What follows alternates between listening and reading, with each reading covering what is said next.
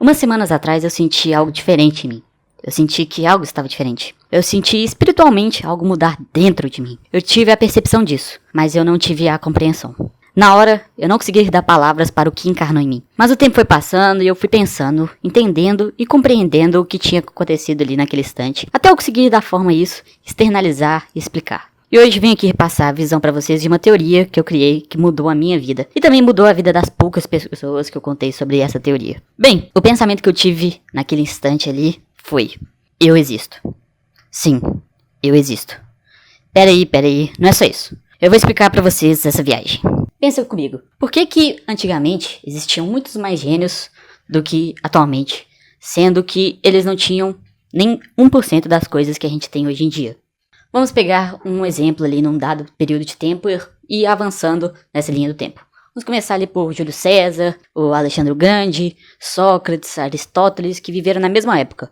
Júlio César e Alexandre o Grande conquistaram impérios, dominaram continentes, numa época de pouca, quase nada evolução tecnológica comparada à nossa época atual. Sócrates e o Aristóteles pensaram coisas incríveis, numa época que nem existia filosofia direito.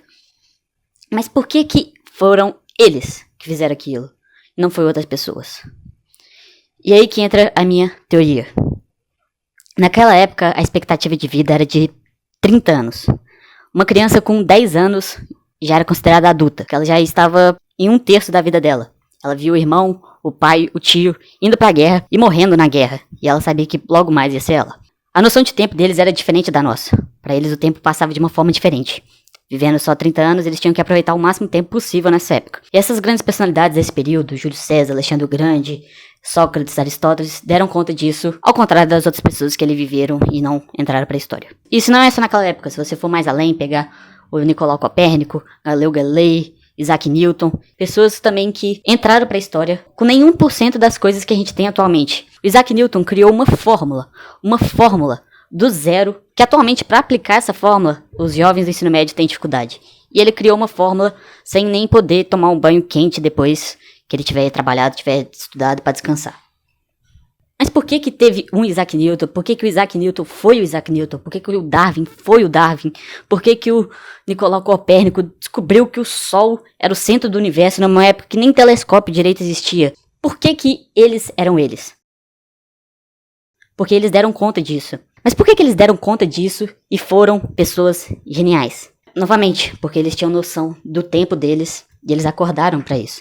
E as outras pessoas que viveram no mesmo tempo que eles não se deram conta disso. Não se deram conta de que a existência deles ali era finita, de que o tempo estava passando, de que eles existiram só naquele espaço. Não passaram na cabeça deles, mas na cabeça do Leonardo da Vinci, na cabeça do Darwin, na cabeça do Júlio César, na cabeça do Nietzsche, na cabeça do Isaac Newton, na cabeça do Nikola Tesla. Esse pensamento passou, de que a vida deles era finita, de que eles iam existir e uma hora eles iam parar de existir. E esse que é o ponto que eu quero chegar. Você existe. Num curto espaço-tempo de toda a história da humanidade, você tem o privilégio de existir. Você tem a oportunidade de viver, você tem a oportunidade de existir, de levantar, sair, fazer as coisas da mesma forma que o Nikola Tesla teve a oportunidade dele anos atrás e não tem mais essa oportunidade depois ele faleceu.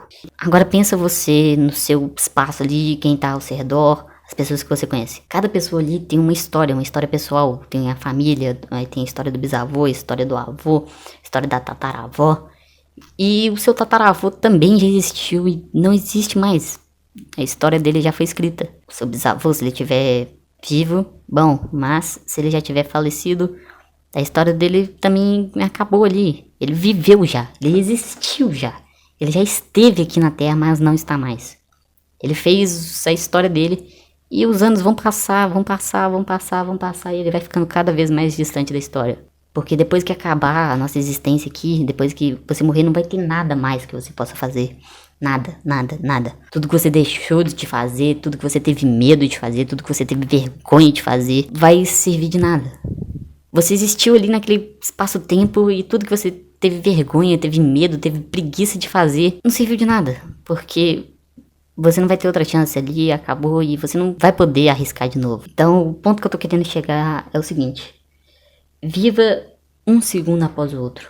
A gente existe, cara. A gente existe nesse mundo, a gente existe no planeta Terra.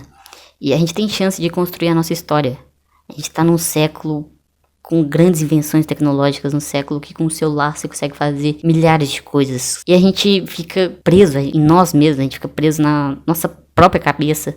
E a gente não consegue alcançar o nosso potencial porque a gente acha que a gente não consegue. A gente não foi feito para grandes feitos. Mas se você olhar para dentro de si mesmo e buscar lá dentro de você o seu propósito, de como você pode usar o seu tempo, você vai fazer alguma coisa grandiosa. Tenho certeza disso. Aproveite muito bem seu tempo aqui para você fazer história que nem essas outras pessoas fizeram história. O tempo vai passar e daqui 200 anos ninguém vai saber quem foi você se você não fizer nada hoje.